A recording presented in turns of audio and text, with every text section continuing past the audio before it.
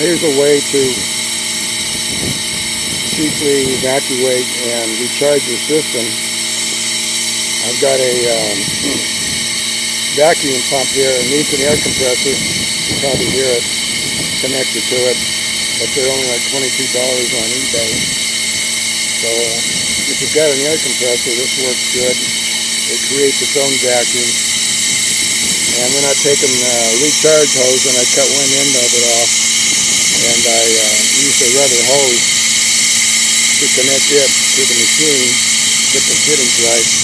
And so I'm going to evacuate it here for about 20 minutes. This is on the low side only.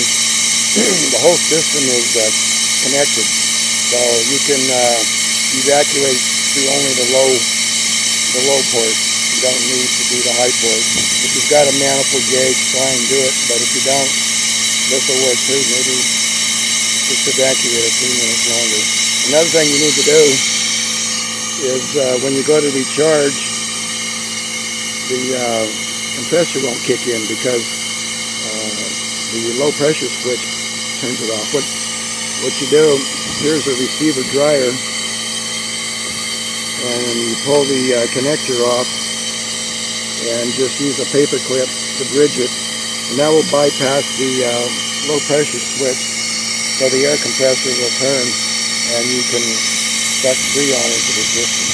So I'm going to keep evacuating here and then come back. Okay, so I jumpered the low pressure switch with a safety pin, and I started the engine and I could see the air compressor turning way down there. So first I put in a can of oil charge. You may not need to do that, and then just the normal mechanism, hooking this up, of course, to the low side. And so after I put in the oil and the can of Freon, the gauge was registering right there in the middle of the field. So I'm going to go with that, and it blows cold inside. And I should say, so this works. And if you don't have an air compressor to run this tool, you can take vacuum off of your own engine. Look at the brake booster. You should see a vacuum hose going into there. But anyway, you can rig a rubber hose onto that, and then like I did onto the other, onto your air compressor.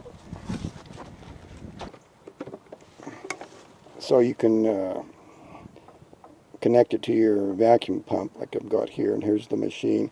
It's just two pipes in there really. It produces a Venturi effect like a carburetor, which produces vacuum, so that's why it's so cheap. But this is an inexpensive way to recharge your system after the system's been opened.